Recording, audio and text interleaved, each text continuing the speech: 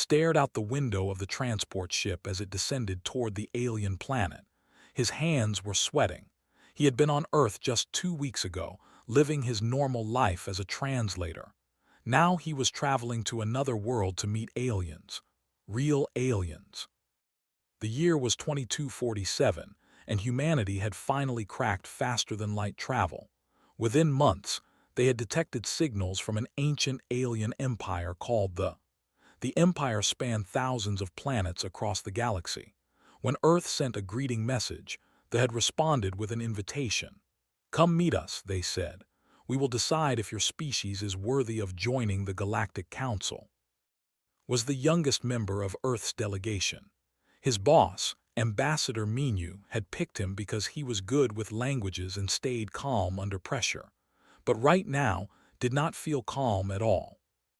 "We're landing in 5 minutes," Minu said from across the cabin. The older man had gray hair and kind eyes. He had been a diplomat for 30 years. "Remember, be respectful. Don't speak unless spoken to. These beings are thousands of years more advanced than us." Nodded and tried to steady his breathing. Through the window, he could see the capital city. Massive towers of crystal and metal rose toward the sky. Ships that looked like flowing water moved between the buildings. Everything glowed with soft light. The transport touched down on a landing platform, followed Minu and the other delegates out of the ship. The air smelled strange, like flowers mixed with electricity. The sky was purple instead of blue. A group of aliens waited for them at the platform's edge. His breath caught in his throat. They were beautiful. They stood on 2 legs like humans, but their skin looked like living crystal.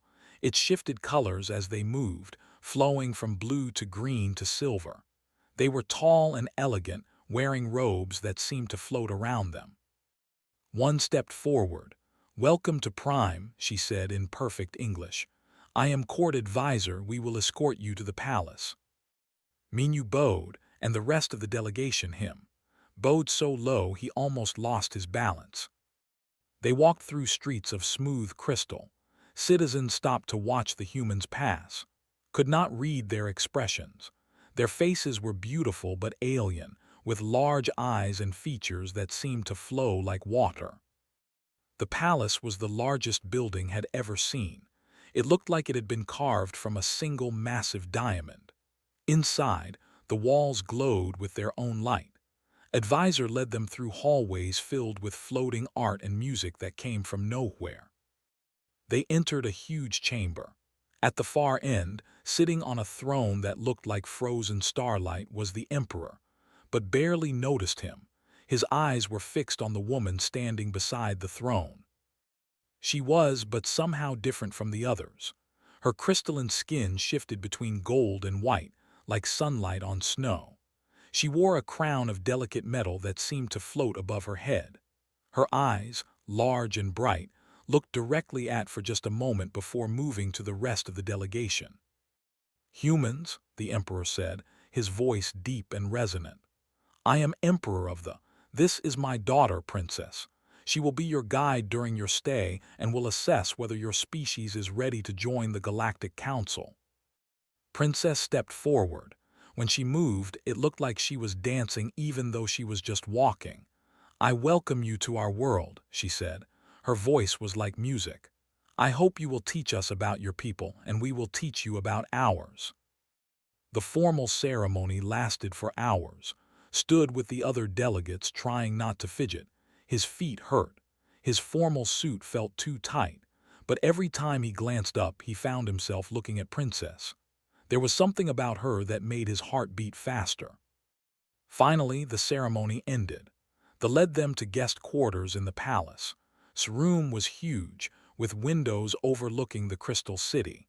He collapsed on the bed, which was surprisingly comfortable despite looking like it was made of light. That evening, there was a formal dinner. The delegates sat at a long table with various officials.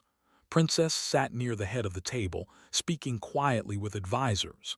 Sat far away, between Minu and another delegate named. The food was strange but good. They served things that looked like fruits but tasted like meat, and drinks that changed color as you drank them. Advisor explained each dish but found it hard to pay attention. He kept watching Princess. She was listening to an old official drone on about trade agreements. Her expression was polite but distant. Then something funny happened. A floating serving dish malfunctioned and started spinning in circles, spraying purple sauce everywhere. They looked horrified. One of them tried to stop it with some kind of remote control, but nothing worked. Did not think. He just stood up, walked over, and grabbed the dish. It was hot, but he held on. He found a small panel on the bottom and pressed it in a certain way, using a trick he had learned fixing old machines back on Earth.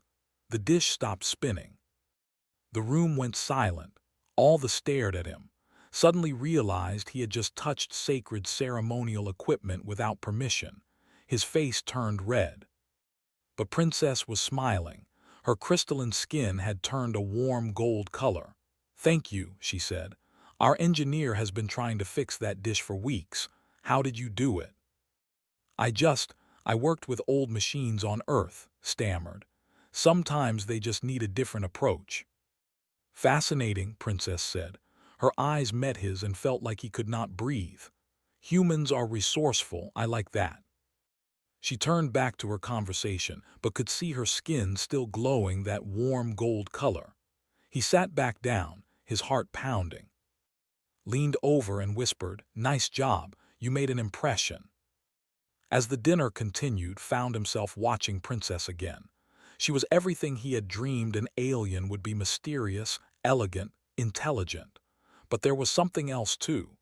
When she smiled, really smiled, it reminded him of home. It reminded him of humanity. The dinner was ending. Servants cleared the tables.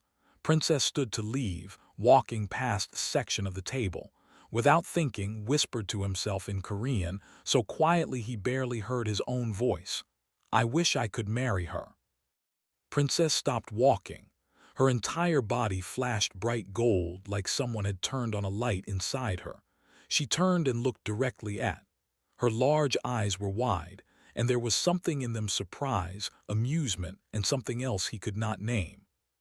She smiled at him, a real smile this time, not the polite diplomatic one she had been wearing all evening. Then she walked away, her robes flowing behind her. Sat frozen in his chair. Minyu leaned over, looking concerned.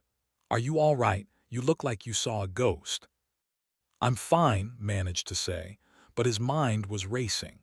That reaction, that look, it was almost like she had heard him. But that was impossible.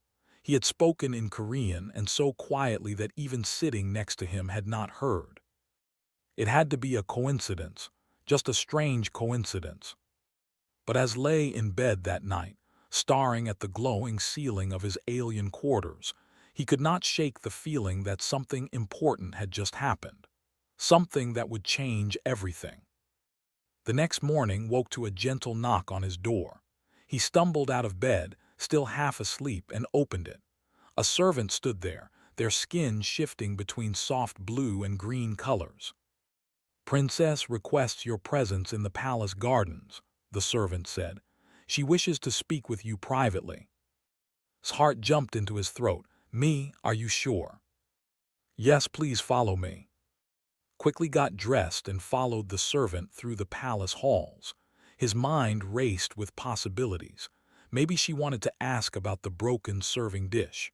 Maybe he had done something wrong at dinner. Maybe she was going to have him sent back to Earth. The palace gardens were unlike anything on Earth.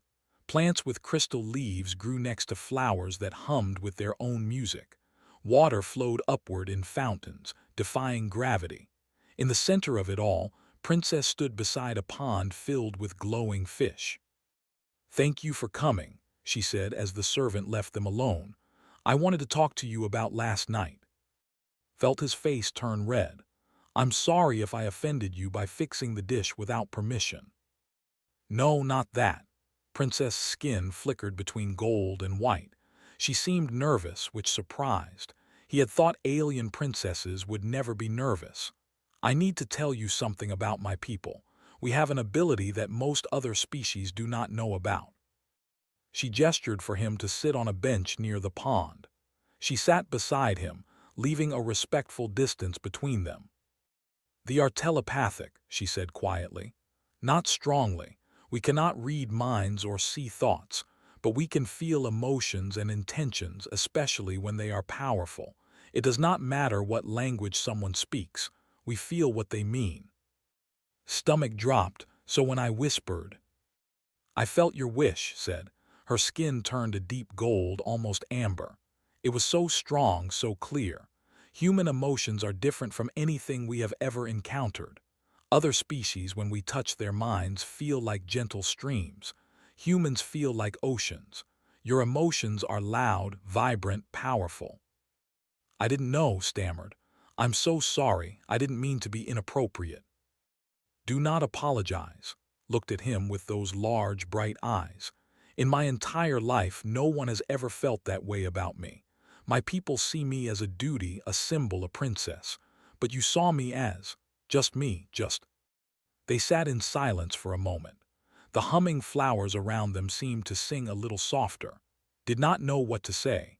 This was the most important conversation of his life, and he could barely form words. "I should not have come to see you alone," continued. "There are laws about this. Royalty cannot have emotional attachments to other species. It is forbidden. But I wanted to understand you, to understand humans. You are all so different from what we expected." "Different how?" found his voice. "Your species has only had space travel for a few months. You have wars on your planet, you have poverty and conflict. By every measure, you should be primitive. But when I touch your emotions, I feel something we lost long ago. Passion, joy, real, deep feeling." Stood and walked to the edge of the pond. "My people have been peaceful for 1,000 years. We have no wars, no crime, almost no conflict. But we also have no new music, no new art, no real innovation. We have traded chaos for stability, and in doing so we have become still, like water that does not flow." Joined her by the pond. "We have a saying on Earth, still water breeds disease. Moving water stays clean." Smiled and her whole body glowed with warm light. "I like that. Tell me more about Earth. Tell me about your life." So did. He told her about growing up in Seoul, about his grandmother who had survived war and poverty but still sang every morning. He told her about human music and art and all the messy, chaotic, beautiful things that humans created. He pulled out his portable device and played her a traditional Korean folk song. When the music started, eyes went wide. Her skin shifted through colors had never seen before, deep purples and bright oranges and shimmering silvers. When the song ended, she had tears in her eyes. "That is the most beautiful thing I have ever heard," she whispered. "We have music, but it is all mathematical, perfect, controlled. This has soul." They talked for hours, told him about the empire, about the 1,000 worlds they governed, about the long, quiet centuries of peace. She told him about her childhood, learning to be a princess, never being allowed to show real emotion or form real connections. "I have always felt alone," she admitted, "surrounded by billions but always alone." "I understand," said, and he did. Even in a city of millions on Earth, he had often felt the same way. Over the next few days, and met secretly in the gardens whenever she could slip away from her duties. Showed her more human culture through his device, movies, books, paintings. Was fascinated by everything, especially the messy, imperfect nature of human art. "Your species makes mistakes in your art on purpose," she observed while watching a painting video. "You call them happy accidents. We would never allow such things." "Maybe that is why our art feels alive," suggested, "because it is allowed to be imperfect." But their meetings did not go unnoticed. Advisor began watching with suspicious eyes. Other officials whispered when he passed. Minyu pulled him aside one evening. "Be careful," his boss warned. "I have heard rumors that you are spending time with the princess. That is dangerous, not just for you but for all of Earth. If you offend they could reject our application to the Galactic Council." I am not trying to offend anyone, said. We are just talking. Just talking can start wars, Minyu said sadly. Trust me. I have been a diplomat for a long time. I have seen it happen. That night lay in bed torn. He knew Minyu was right. He was risking everything, his mission, his career, humanity's future among the stars. But when he thought about stopping his meetings with, his heart ached. The next day came to his quarters instead of meeting in the gardens. She looked worried, her skin flickering rapidly between colors. The Galactic Council has announced their decision, she said. They will test humanity. 3 challenges. If you pass, Earth joins the Council. If you fail, your species will be forbidden from leaving your solar system for 100 years. What kind of challenges? Asked. I do not know. The Council keeps them secret until the day of testing, but they are designed to be nearly impossible. The last species that tried these challenges, they failed. What happened to them? They are still confined to their home system, growing more isolated every year. Reached into her robes and pulled out a small crystal. It glowed with soft blue light. This is forbidden, but I want to give you this. It is a communication crystal. At night, when you hold it, we can connect telepathically. I can help you prepare for the challenges. You could get in trouble, said. I know, she pressed the crystal into his hand. But I do not care anymore. You have shown me that rules designed to prevent feeling are not wisdom, they are fear. Their fingers touched as she handed him the crystal. The moment they made contact, felt a rush of emotion that was not his own. He felt loneliness, her curiosity, her growing affection for him. And he knew she felt the same from him. She pulled her hand back quickly, her skin flashing bright gold. I must go. Use the crystal tonight. I will be waiting. After she left, held the crystal in his palm. It was warm, pulsing with a gentle rhythm like a heartbeat. He had come to this planet as a translator, a minor member of a diplomatic mission. Now he was caught between duty and emotion, between following rules and following his heart. That night, alone in his room, held the crystal. At first, nothing happened. Then he felt a presence in his mind, gentle and warm. Hello, his voice echoed in his thoughts. Can you hear me? Yes, he thought back. Is this really you? Really me, she confirmed. I am afraid for you, for your people, but I am also not afraid for the first time in my life. Does that make sense? Perfect sense, thought. That is what it means to be human, feeling 2 things at once. They talked through the crystal for hours, their thoughts flowing together like water mixing with water, and realized something important. Whatever challenges Earth faced, whatever tests the Galactic Council threw at them, he would not face them alone. He had an alien princess on his side, and more than that, he had a friend. The day of the trials arrived too quickly. Stood with the other human delegates in a massive arena that could hold thousands of beings. Representatives from dozens of alien species filled the seats, all watching to see if humanity would pass or fail. Remember, Minyu whispered to the group. We represent all of Earth today. Stay calm, think before you act. Nodded, but his hands were shaking. He had spent every night for the past week talking with through the crystal. She had told him everything she knew about the trials, but even she did not have all the details. The challenges changed each time. The Galactic Council emerged onto a high platform. 12 beings from 12 different species, each one ancient and powerful. In the center sat Emperor. Princess stood behind her father, her expression carefully neutral. But when her eyes met for just a moment, her skin flickered gold. Humans of Earth, Emperor announced, his voice echoing through the arena. You have come seeking membership in our council. You will face 3 trials. If you succeed in all 3, you will be welcomed. If you fail even one, you will return to your solar system and remain there for 100 years. Do you accept these terms? Minyu stepped forward. We accept. Then let the first trial begin. The floor of the arena shifted. A massive holographic puzzle appeared in the air, complex geometric shapes that twisted and changed, connected by lines of light. Numbers and symbols from hundreds of alien languages floated around the shapes. "This is the puzzle of ancients," one of the council members explained. "For 3,000 years, civilizations have tried to solve it. Only 4 have succeeded. You have 1 hour."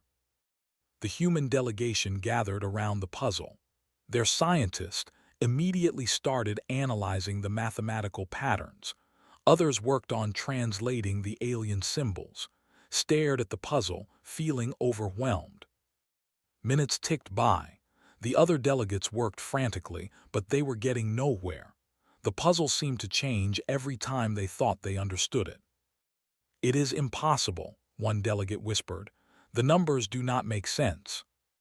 Closed his eyes and remembered something had told him through the crystal. "Think in straight lines," she had said. "Humans think in circles and spirals. Use that." He opened his eyes and looked at the puzzle differently. What if they were not supposed to solve it like a math problem? What if it was a pattern, like the patterns his grandmother used to make when she folded paper? "Stop calculating," said suddenly. "Look at the shapes. They are moving like a dance." Turned to him. "What?" "Music. My grandmother taught me that Korean traditional music has patterns that repeat but change slightly each time, like this puzzle." Pointed at the shapes. "See. This shape here will return but rotated, if we predict the rotation pattern." Understanding dawned on his face. "You are right. It is not a math puzzle. It is a rhythm puzzle. The other species tried to calculate it. We need to feel it."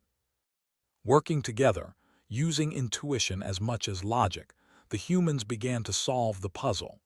They were not faster at calculating than the advanced species who had failed before them, but they approached it from a direction no one had considered, treating it like art instead of science.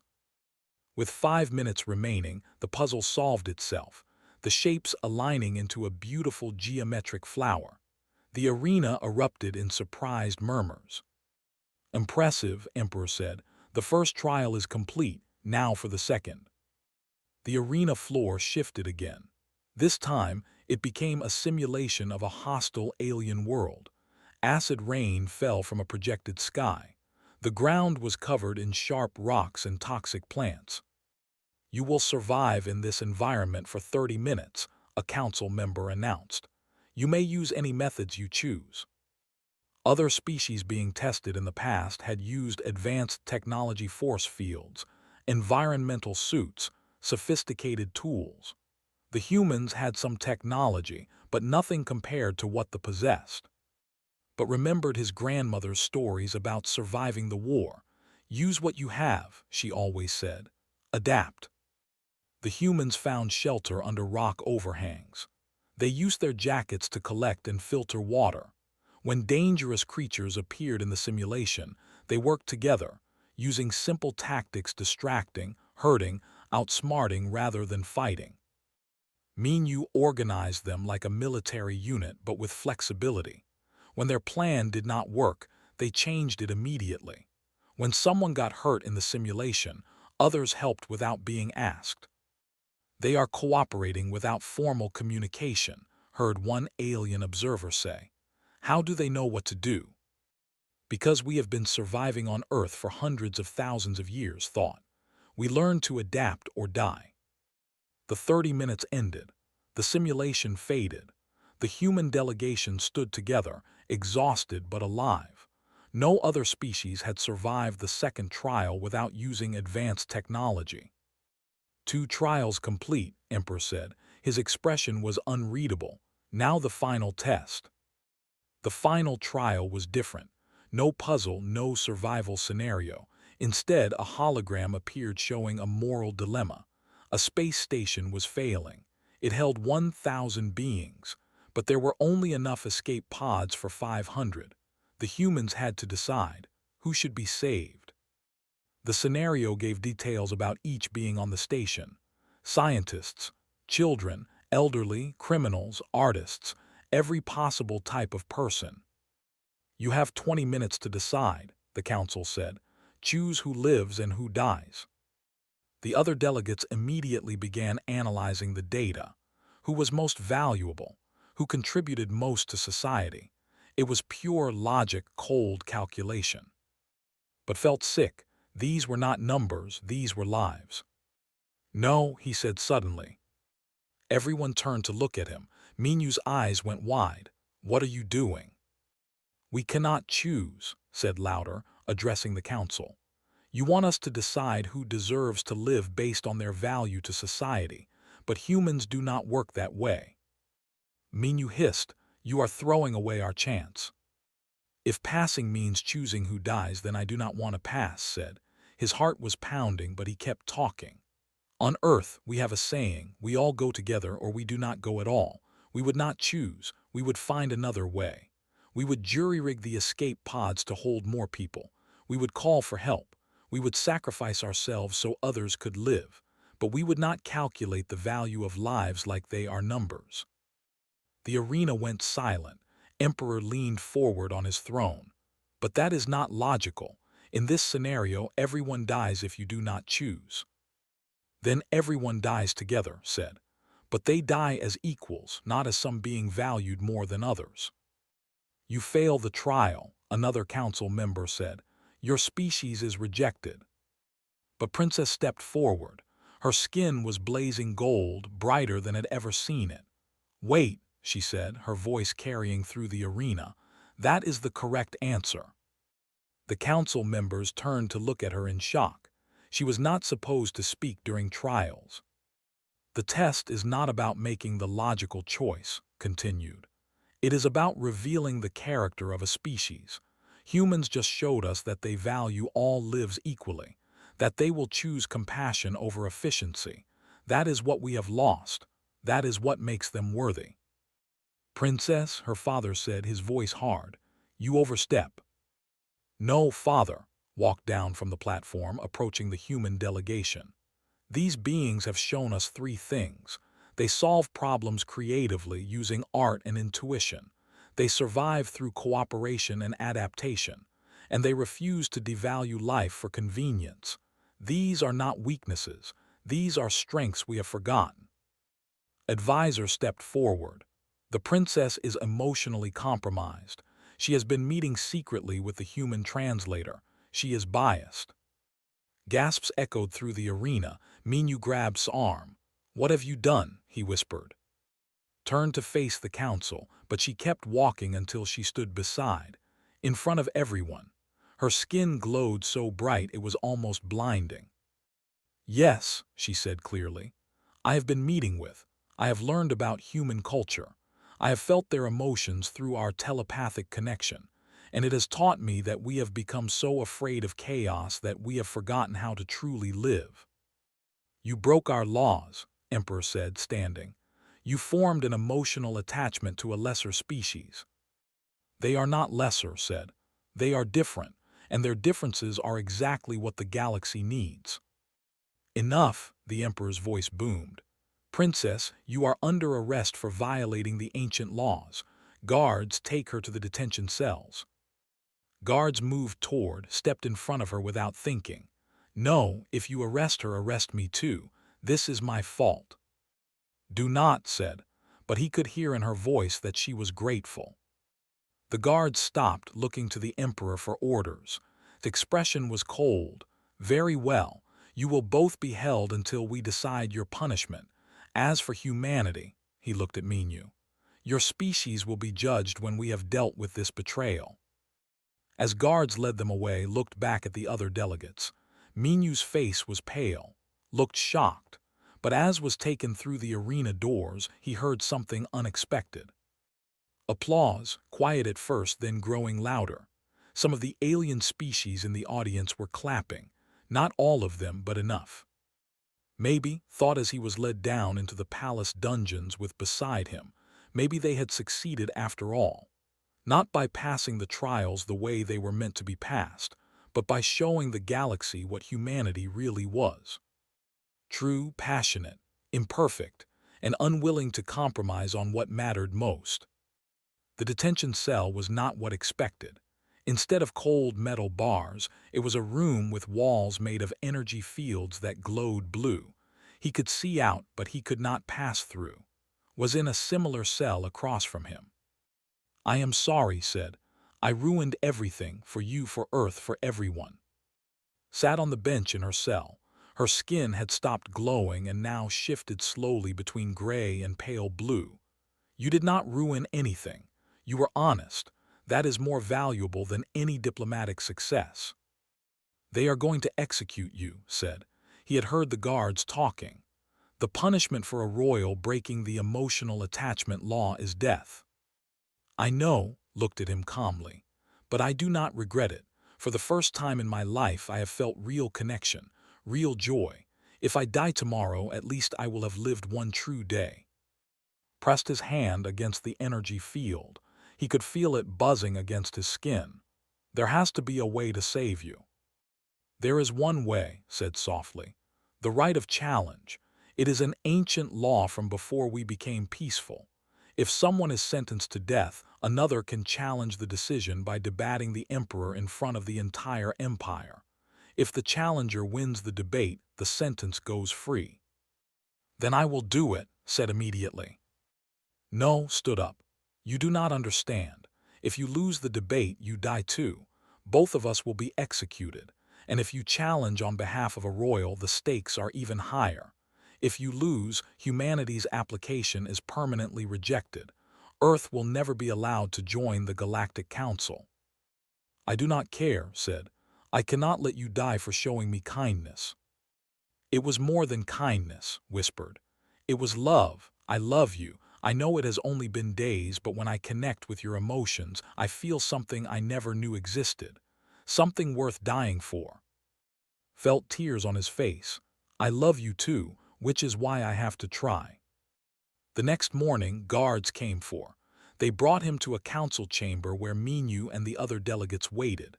Advisor was there too, looking satisfied. Emperor sat on a throne at the head of the room.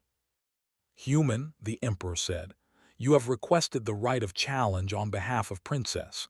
Do you understand what this means?" "I do," said, trying to keep his voice steady. "If you lose, you die. Your species is permanently barred from the Galactic Council, and Princess dies as well." The emperor's eyes were hard. "If you win, she goes free, you go free, and humanity gets immediate council membership without further trials. Do you still wish to proceed?" Minu grabbed his arm. "Do not do this. Think about Earth. Think about billions of people." "I am thinking about them," said. "If we join the council by abandoning someone we love, what does that say about humanity? That we are willing to sacrifice anything for power. That is not the Earth I want to represent." He turned to the emperor. "I accept the challenge." "Very well, the debate will be held tonight. It will be broadcast across every world. Billions will watch. You will answer one question from me. If your answer satisfies the empire, you win. If it does not, you lose." Emperor leaned forward. "Do you know what question I will ask?" "No," admitted. "Good, you will have no time to prepare. We will see what is truly in your heart." The rest of the day passed in a blur. The human delegates were confined to their quarters. Minu paced back and forth, muttering about diplomatic disasters. Tried to help prepare, but how could anyone prepare for an unknown question? Their cultural expert sat down next to. She was older than him with kind eyes. "Tell me about your grandmother," she said. What was confused? "You mentioned her before, during the puzzle trial. Tell me about her." So told her. He talked about his grandmother who had survived war and poverty, who had lost her husband and her home, but had never lost her ability to love, who sang every morning and planted gardens in concrete and told that the world was beautiful even when it was broken. "That is your answer," said gently. "Whatever the emperor asks, remember her. Remember what she taught you about being human." That evening was brought to the largest amphitheater in the palace. It was packed with citizens. Holographic cameras floated everywhere, broadcasting to billions across the empire. The pressure was crushing. Princess was brought in, still in custody. She looked at, and her skin turned gold for just a moment. Then she was seated in a special area where she could watch but not interfere. Stood alone in the center of the amphitheater. Emperor stood across from him on a raised platform. The crowd went silent. Of Earth, the Emperor's voice echoed. I will ask you one question. Answer honestly from your heart. Do not tell me what you think I want to hear. Tell me what you truly believe. Nodded, his throat dry. My daughter says humans are valuable because of your emotions, your chaos, your imperfection. But my people have achieved 1,000 years of peace by controlling emotion, by eliminating chaos, by striving for perfection. We have no wars, no crime, no suffering. The Emperor paused. So here is my question. Why should we risk everything we have built for the chaos that you represent? The amphitheater was completely silent. Billions watched and waited, could feel the weight of every human on Earth on his shoulders. He could have talked about human technology or military strength or strategic value, but words echoed in his mind. Remember her. Remember what she taught you. Your Majesty, began, and his voice was surprisingly steady. I want to tell you a story about my grandmother. He told them about the war that destroyed her city, about losing her husband and her home, about having nothing left but a small plot of land and the clothes on her back. By all logic, she should have given up, said. She should have let grief and suffering consume her, but instead she planted a garden. She sang every morning, even when her voice cracked with hunger. She loved my mother into existence and then loved me into existence. She took the worst thing that ever happened to her and turned it into beauty. Looked around at the thousands of faces watching him. That is what humans do. We do not eliminate suffering. We transform it. We do not control emotion. We let it flow through us and make art from it. We do not avoid chaos. We dance with it. He turned back to the Emperor. You asked why you should risk what you have built. I will tell you. Because what you have built is not peace. It is silence. You have no wars, but you also have no songs. You have no crime, but you also have no passion. You have eliminated suffering, but you have also eliminated joy. The crowd murmured. Some looked offended, but others noticed had their skin flickering with colors he had not seen before. My grandmother taught me that you cannot have light without shadow, continued. You cannot have joy without the risk of sorrow. You cannot have love without the possibility of loss. Your people have been trying to have one without the other for 1,000 years, and look what it has cost you. Pointed at the crowd. When was the last time any of you created something new? When was the last time you felt true happiness, not just the absence of sadness? When was the last time you loved someone so much it terrified you? He looked at her. Whole body was glowing, tears streaming down her face. That is what humanity offers you. Not technology, not military strength, but the memory of what it means to be truly alive. The courage to feel everything, not just the safe emotions. The willingness to plant gardens even when the world is broken. Face the Emperor again. You will not be risking your peace by accepting us. You will be saving yourselves from a slow death, because a life without risk is not a life. It is just existence, and existence is not enough. The amphitheater was completely silent. Emperor stared at for a long moment. Then he looked at his daughter, who was glowing brighter than had ever seen her. He looked at the crowd, where more and more were showing colors that had been forbidden for centuries, bright reds and deep purples and vibrant oranges. Colors of passion, colors of real feeling. In 1,000 years, the Emperor said quietly, no one has spoken to me like that. No one has dared to tell me that our greatest achievement might be our greatest failure. He stood. The entire amphitheater held its breath. You have won the challenge, Emperor said. Princess is free, you are free, and humanity is accepted into the Galactic Council immediately. The crowd erupted. Some cheered, some looked shocked, some were crying. The guards released and she ran to. They held each other in the center of the amphitheater while billions watched. You did it, whispered. You saved me, you saved us both. No, said, holding her tight. Your courage saved us. You were willing to risk everything for truth. You taught me how. Emperor approached them. Up close, could see that the Emperor's skin was flickering with colors too. Maybe, buried deep, he still remembered what it meant to feel. You have changed something today, the Emperor said. I do not know if it is for better or worse, but you have reminded my people of something we forgot, and for that I am grateful. He placed a hand on his daughter's shoulder. And you broke our laws, but perhaps our laws needed to be broken. That knight stood on a balcony looking up at the stars. Somewhere up there was Earth, his home, and all around them was the vast empire, his future. What happens now? Asked. Smiled. Now we write a new story, for both our peoples. 3 months had passed since the debate. The galaxy was changing in ways no one could have predicted. Stood in what used to be a formal council chamber. Now it was an art studio. Citizens gathered here every day to learn painting, music, and dance from human teachers. The walls that once displayed perfect mathematical equations now showed messy, colorful paintings. Music that once followed rigid patterns now flowed with improvisation and feeling. It is chaos, advisor said from the doorway, but her voice was not harsh. She was smiling. Over the past months, even she had changed. Her skin, once always a cold gray, now flickered with warmer colors. She had even started writing poetry, something that shocked everyone who knew her. Controlled chaos, corrected, returning her smile.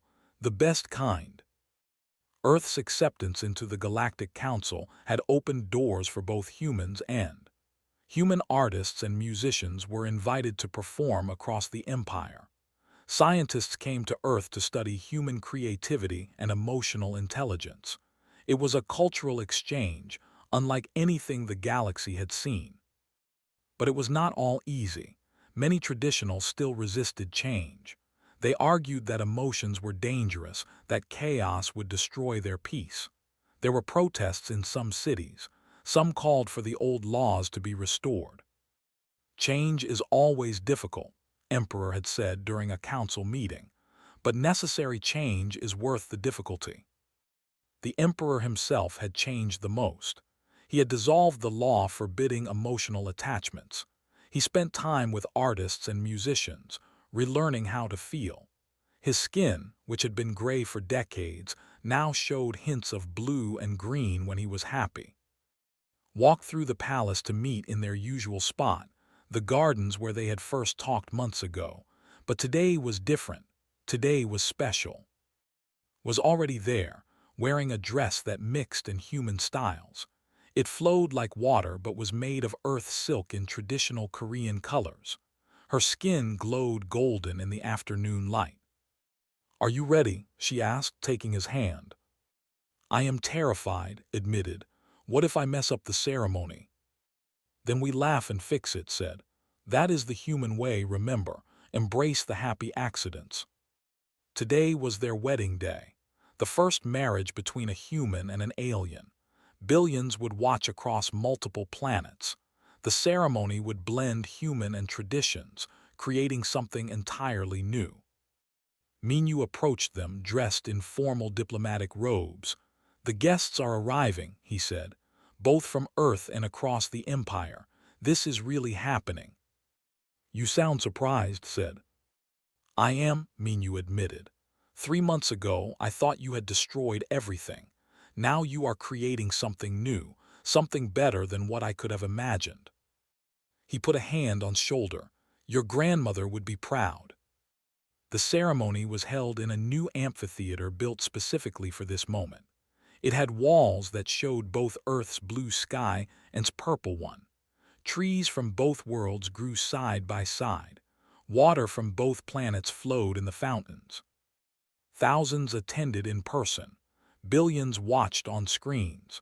Representatives from dozens of alien species had come to witness this moment. The Galactic Council had sent every member. Stood at the altar with his human friends, Minyu, and, across from him, stood with her attendants, including advisor. Between them stood Emperor, who had insisted on performing the ceremony himself.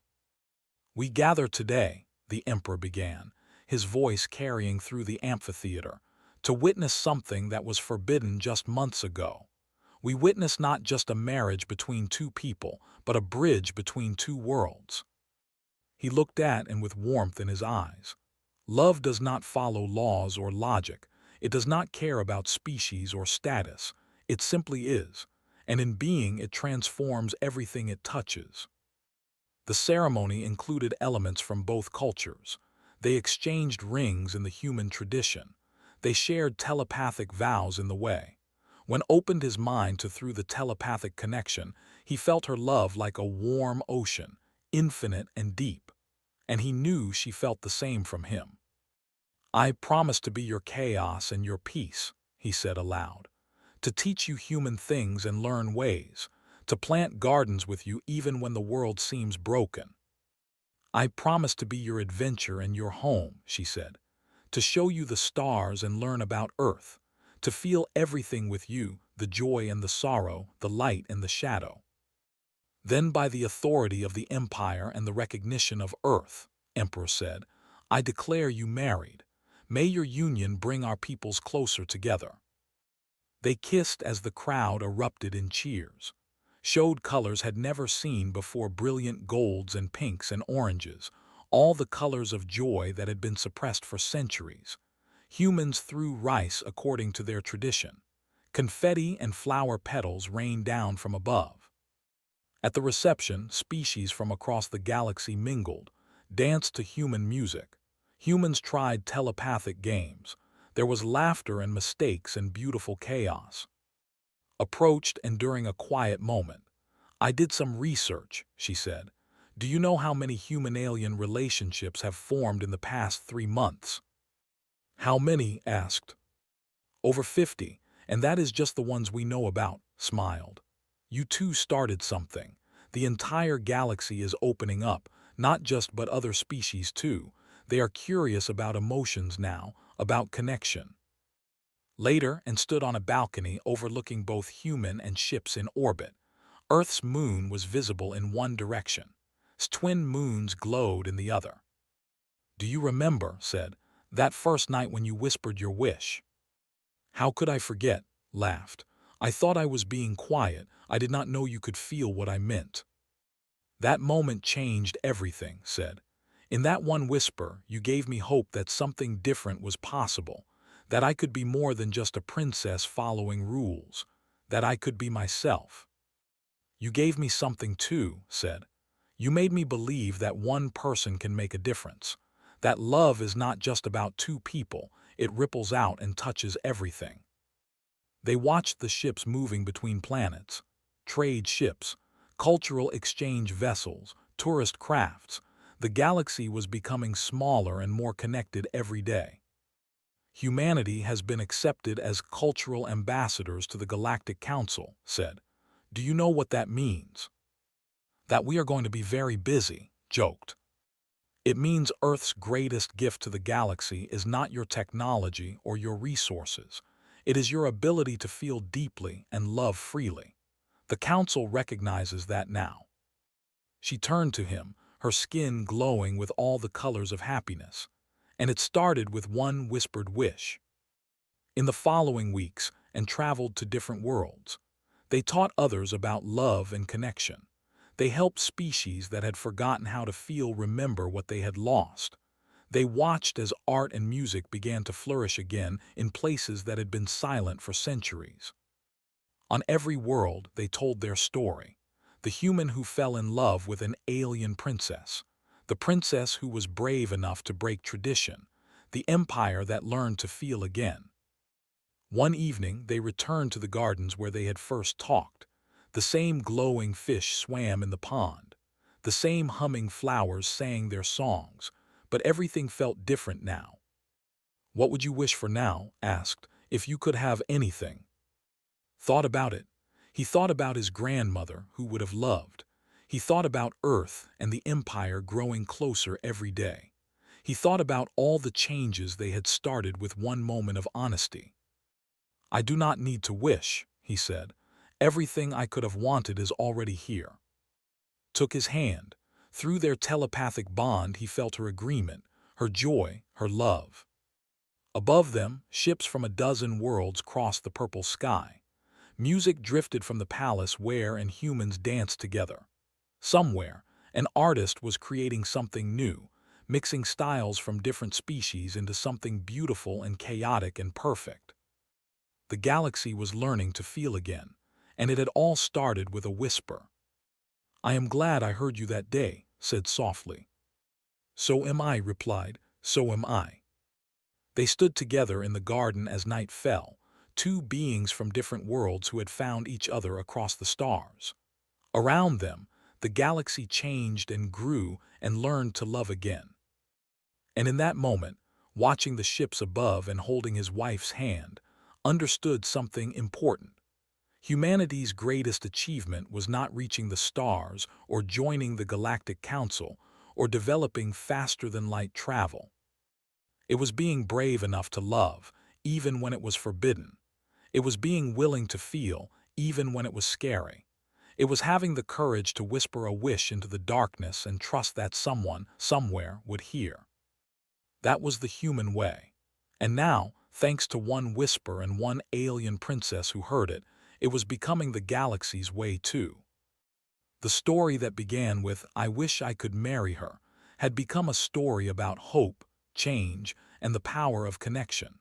It was a story that would be told for generations across countless worlds. But for End, standing in their garden under alien stars, it was not just a story. It was their life, their love, their future. And it was just beginning.